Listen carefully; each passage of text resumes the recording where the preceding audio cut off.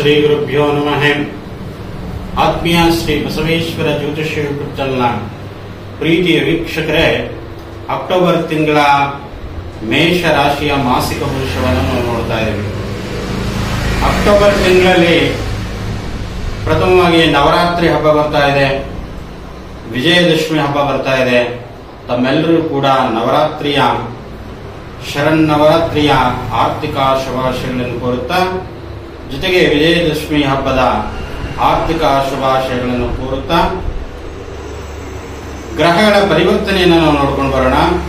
ಮೇಷರಾಶಿಯವರಿಗೆ ಯಾವ್ಯಾವ ಗ್ರಹ ಸ್ಥಿತಿಯನ್ನ ಬದಲಾವಣೆ ಆಗಿದೆ ಅನ್ನುವಂಥದ್ದು ನೋಡ್ಕೊಂಡು ಬರೋಣ. ಮೊದಲನೇದಾಗಿ ಕುಟುಂಬ ಭಾವದಲ್ಲಿ ಗುರು ಸ್ಥಿತನಾಗಿದ್ದಾನೆ. 3 ಮತ್ತು 4ನೇ ಮನೆಯಲ್ಲಿ ಕುಜ ಸಂಚಾರವನ್ನ ಮಾಡ್ತಾ ಇದ್ದಾರೆ. ಜೊತೆಗೆ 6ನೇ ಮನೆಯಲ್ಲಿ ಕೇತು ಸಂಚಾರವನ್ನ ಮಾಡ್ತಾ ಇದ್ದಾರೆ. 7 ಮತ್ತು ಬುಧ ಸಂಚಾರವನ್ನ ಮಾಡ್ತಾ ಇದ್ದಾರೆ. ಜೊತೆಗೆ 7 ಮತ್ತು 8ನೇ ಮನೆಯಲ್ಲಿ ಶುಕ್ರ ಸಂಚಾರವನ್ನ ಮಾಡ್ತಾ ಇದ್ದಾರೆ. 6 ಮತ್ತು 7ನೇ ಮನೆಯಲ್ಲಿ ರವಿ ಸಂಚಾರವನ್ನ ಮಾಡ್ತಾ ಇದ್ದಾರೆ. ಜೊತೆಗೆ 11ರಲ್ಲಿ ಲಾಭದಲ್ಲಿ ಶನಿ ಸ್ಥಿತರಾಗಿದ್ದಾರೆ. ನಷ್ಟ ಭಾವದಲ್ಲಿ ರಾಹು ಸ್ಥಿತರಾಗಿದ್ದಾರೆ. ಒಟ್ಟಾರೆಯಾಗಿ ನಾವು ಈ ಗ್ರಹಗಳ ಪರಿವರ್ತನೆಯನ್ನು ನೋಡ್ಕೊಂಡು ಬಂದ್ವಿ. ಈ ಗ್ರಹಗಳ ಪರಿವರ್ತನೆಯಿಂದ ಏನೇನು ಲಾಭಗಳು ಆಗ್ತವೆ ಮೇಷರಾಶಿಯವರಿಗೆ ಈ ಅಕ್ಟೋಬರ್ ತಿಂಗಳಲ್ಲಿ ಒಂಥರ ರಾಜಯೋಗ ಇದ್ದಂಗೆ ಅನೇಕ ರೀತಿಯಾಗಿ ಆರ್ಥಿಕ ಲಾಭ ಆಗುತ್ತೆ, ತಮ್ಮ ವ್ಯವಹಾರ ವೃದ್ಧಿಯಾಗುತ್ತೆ, ತಾವು ಏನೇ ಒಂದು ಕೆಲಸವನ್ನ ಅನ್ಕೊಂಡಿದ್ದನ್ನು ಕೂಡ ಜಯವನ್ನ ಉಂಟಾಗ್ತದೆ ಅನ್ನುವಂಥದ್ದು. ಮೊದಲನೇದಾಗಿ ನಾವು ಬುಧ ಷಷ್ಠ ಭಾವದಲ್ಲಿರೋದ್ರಿಂದ ಏನು ಲಾಭ ಅಂತ ತಿಳಿದುಕೊಂಡು ಬರೋಣ. 6ನೇ ಮನೆಯಲ್ಲಿ ಬುಧ ಸಂಚಾರವನ್ನ ಮಾಡ್ತಾ ಇರುವಾಗ ಮಕ್ಕಳಿಂದ ಅನೇಕ ರೀತಿಯಾಗಿ ಸಂತೋಷವನ್ನ ಪಡೆದುಕೊಳ್ಳುವಂಥದ್ದು,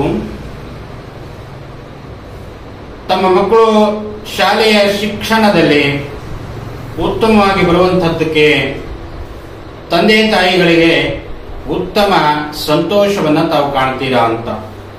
ಜೊತೆಗೆ ಬುಧ ಸಪ್ತಮ ಭಾವದಲ್ಲಿದ್ದಾಗ ಏನು ಫಲಗಳನ್ನು ಕೊಡ್ತಾನೆ, ದೈಹಿಕ ಶಿಕ್ಷಕರಿಗೆ ಅಥವಾ ಮಾನಸಿಕ ಶಿಕ್ಷಕರಿಗೆ ಅನೇಕ ರೀತಿಯಾಗಿ ಸಂತೋಷವನ್ನ ತಂದುಕೊಡುವಂಥದ್ದು ಈ ಬುಧ ಆಗಿರ್ತಾನೆ. ಬುಧ ಅಂದ್ರೆ ಬುದ್ಧಿಗೆ ಕಾರಕನಾಗಿರ್ತಕ್ಕಂಥದ್ದು. ಜೊತೆಗೆ ರವಿ ಇಲ್ಲಿ ಷಷ್ಠ ಭಾವದಲ್ಲಿ ಸಂಚಾರ ಮಾಡ್ತಾ ಇದ್ದಾರೆ. ರವಿ ಷಷ್ಠ ಭಾವದಲ್ಲಿ ಸಂಚಾರ ಮಾಡುವಾಗ ತಂದೆಯ ಆರೋಗ್ಯದಲ್ಲಿ ಏರ್ಪೇರಾಗಬಹುದು. ಆದ್ರಿಂದ ತಂದೆಯ ಮತ್ತು ಮಕ್ಕಳ ಆರೋಗ್ಯದಲ್ಲಿ ಗಮನವನ್ನ ಹರಿಸಿಕೊಳ್ಳಿ. ಇನ್ನ ಜೊತೆಗೆ ರವಿ ಸಪ್ತಮ ಭಾವದಲ್ಲಿದ್ದಾಗ ಏನು ಫಲಗಳನ್ನು ಕೊಡ್ತಾನೆ ಎನ್ನುವಂಥದ್ದು, ಮಕ್ಕಳು ಏನಾದರೂ ಮಾದಕ ವಸ್ತುಗಳಿಗೆ ಅಡಿಕ್ಟ್ ಆಗುವಂಥದ್ದಕ್ಕೆ ತಪ್ಪಿಸುವಂತಹ ಜವಾಬ್ದಾರಿ ನಿಮ್ಮದಾಗಿದೆ. ಮಕ್ಕಳು ಅನ್ಯ ಮಾರ್ಗವಾಗಿ ಹೋಗ್ತಾ ಇದ್ರೆ ಅವರನ್ನ ಸರಿಪಡಿಸುವಂತಹ ಜವಾಬ್ದಾರಿ ತಂದೆ ತಾಯಿ ಆಗಿರ್ತಕ್ಕಂಥದ್ದು. ಆದ್ರಿಂದ ತಮ್ಮ ಮಕ್ಕಳ ಬಗ್ಗೆ ಎಚ್ಚರವನ್ನು ವಹಿಸಿಕೊಳ್ಳಿ. ಇನ್ನ ಬಂಗಾರ ವ್ಯಾಪಾರ ಮಾಡುವಂಥವರಿಗೆ ಅಭಿವೃದ್ಧಿ ಆಗುತ್ತೆ, ಬೆಳ್ಳಿ ವ್ಯಾಪಾರ ಮಾಡುವಂಥವರಿಗೆ ಅಭಿವೃದ್ಧಿ ಆಗುತ್ತೆ, ಸಂಶಯ ಬೇಡ. ಏಕೆಂತಂದ್ರೆ 3ನೇ ಮನೆಯಲ್ಲಿ ಕುಜನಿರುವುದರಿಂದ ತಮ್ಮ ವೈವಾಹಿಕ ಜೀವನ ಉತ್ತಮವಾಗಿ ಇರುತ್ತೆ ಅನ್ನುವಂಥದ್ದು, ಅಥವಾ ತಮ್ಮ ವೈವಾಹಿಕ ಜೀವನಕ್ಕೆ ಯೋಗ ಭೋಗಗಳನ್ನು ಕೂಡ ತಂದು ಕೊಡುವಂಥವನು ಈ ಕುಜನಾಗಿರ್ತಾನೆ. ಕುಜ ಅಂತಂದ್ರೆ ಅತ್ಯಂತ ಮಾಂಗಲ್ಯಕ್ಕೂ ಕೂಡ ಕಾರಕನಾಗಿರ್ತಾನೆ. ಜೊತೆಗೆ ಶುಕ್ರನು ಕೂಡ ಕಾರಕನಾಗಿರ್ತಾನೆ. ಆ ಕುಜ ಮತ್ತು ಶುಕ್ರ ಒಳ್ಳೆಯ ಸ್ಥಾನಗಳಲ್ಲಿದ್ರೆ ಸಂಸಾರಿಕ ಜೀವನ ಉತ್ತಮ ಫಲವಾಗಿ ತಮಗೆ ಕಾಣುತ್ತೆ ಅನ್ನುವಂಥದ್ದು. ಇನ್ನು ಗುರು 2ನೇ ಮನೆಯಲ್ಲಿ ಇರುವುದರಿಂದ ಅದು ಶುಕ್ರನ ಮನೆಯಲ್ಲಿ. ಶುಕ್ರ ಮತ್ತು ಗುರು ಇಬ್ಬರು ಶತ್ರುಗ್ರಹಗಳು. ಗುರು ಯಾವಾಗ ಶುಕ್ರನ ಮನೆಯಲ್ಲಿ ಸ್ಥಿತನಾಗಿದ್ದಾನೋ ಅವಾಗ ಫಲಗಳನ್ನು ಕಡಿಮೆ ಕೊಡ್ತಾನೆ ಎನ್ನುವಂಥದ್ದು. ಇದಕ್ಕೆ ಪರಿಹಾರ ಬಂದು ತಮ್ಮ ಮನೆದೇವರ ಪೂಜೆ ಅಥವಾ ಗೋ ಸೇವೆ, ಹನುಮಂತ ದೇವರ ಸೇವೆ, ಬಸವಣ್ಣ ದೇವರ ಸೇವೆ ಮಾಡೋದ್ರಿಂದ ಉತ್ತಮ ಫಲಗಳನ್ನು ಕಾಣ್ತೀರಾ ಅಂತ. ಇನ್ನು ಮಾನಸಿಕವಾಗಿ ನೆಮ್ಮದಿ ಕೂಡ ಕೊಡುತ್ತೆ, ಆನಂದ ಎಲ್ಲವೂ ಕೂಡ ಕೊಡುತ್ತೆ. ಆದರೆ ಇನ್ನೊಂದು ಯಾವುದೋ ಒಂದು ಕೆಲಸ ಆಗ್ತಾ ಇಲ್ವಲ್ಲಪ್ಪ ಅನ್ನುವಂತಹ ಕೊರಗು ನಿಮ್ಮಲ್ಲಿ ಇರುತ್ತೆ ಅನ್ನುವಂಥದ್ದು. ಶುಕ್ರನು ಧನಲಾಭ ಆಗಿರ್ತಾನೆ, ವ್ಯಾಪಾರ ವೃದ್ಧಿ ಕೊಡ್ತಾನೆ ಪಂಚಮದಲ್ಲಿದ್ದಾಗ, ಅಥವಾ ಹೊಸ ಹೊಸ ಉದ್ಯೋಗವನ್ನು ಸೃಷ್ಟಿ ಮಾಡುವಂಥದ್ದು, ಹೊಸ ಹೊಸದಾಗಿ ಬಿಸ್ನೆಸ್ಗಳನ್ನು ಮಾಡುವಂಥದ್ದಕ್ಕೆ ಈ ಶುಕ್ರನು ಕಾರಕನಾಗಿರ್ತಾನೆ. ಹಣಕಾಸಿಗೆ ಕಾರಕನಾಗಿರ್ತಕ್ಕಂಥವನು ಶುಕ್ರ ಆಗಿರ್ತಾನೆ.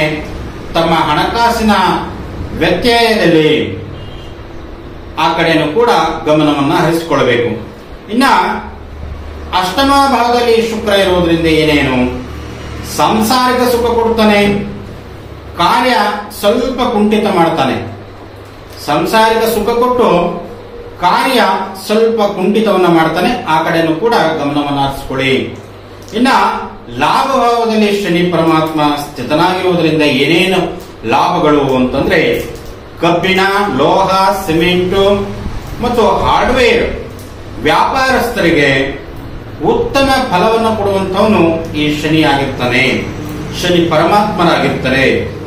ಆದಷ್ಟು ಶನಿ ಪರಮಾತ್ಮನ ದೇವಸ್ಥಾನಕ್ಕೆ ಮೇಷರಾಶಿಯವರು ಭೇಟಿ ಕೊಡುವುದು ಬಹಳ ಉತ್ತಮವಾಗಿರ್ತಕ್ಕಂಥದ್ದು.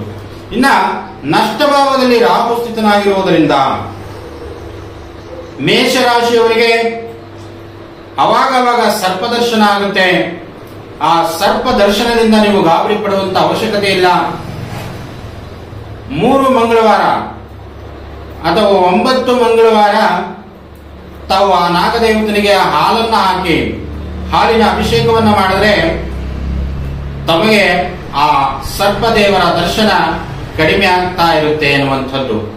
ಹೀಗೆ ಈ ತಿಂಗಳಲ್ಲಿ, ಅಕ್ಟೋಬರ್ ತಿಂಗಳಲ್ಲಿ ಮೇಷರಾಶಿಯವರಿಗೆ ಯಾವ್ಯಾವ ದಿನಾಂಕದಲ್ಲಿ ಕಾರ್ಯ ಪ್ರಾರಂಭ ಮಾಡಿದರೆ ಅತ್ಯಂತ ಶುಭ ಫಲಗಳನ್ನು ಕಾಣ್ತೀರಾ ಅನ್ನುವಂಥದ್ದು. ಮೊದಲನೇದಾಗಿ 5ನೇ ದಿನಾಂಕ, 11ನೇ ದಿನಾಂಕ, 23ನೇ ದಿನಾಂಕದಂದು ತಮ್ಮ ಕೆಲಸಗಳು ಪ್ರಾರಂಭ ಮಾಡಿದರೆ ಅತ್ಯಂತ ಉತ್ತಮ ಫಲಗಳನ್ನ ತಾವು ಕಾಣ್ತೀರಾ ಅಂತ. ತಮ್ಮೆಲ್ಲರೂ ಕೂಡ ನಮಸ್ಕಾರಗಳು. ಶ್ರೀ ಬಸವೇಶ್ವರ ಜ್ಯೋತಿಷ್ಯ ಯೂಟ್ಯೂಬ್ ಚಾನಲ್ ತಾವು ಸಬ್ಸ್ಕ್ರೈಬ್ ಮಾಡೋದನ್ನ ಮರಿಬೇಡಿ ಅಂತ ಹೇಳುತ್ತಾ ನನ್ನ ನಮಸ್ಕಾರಗಳು.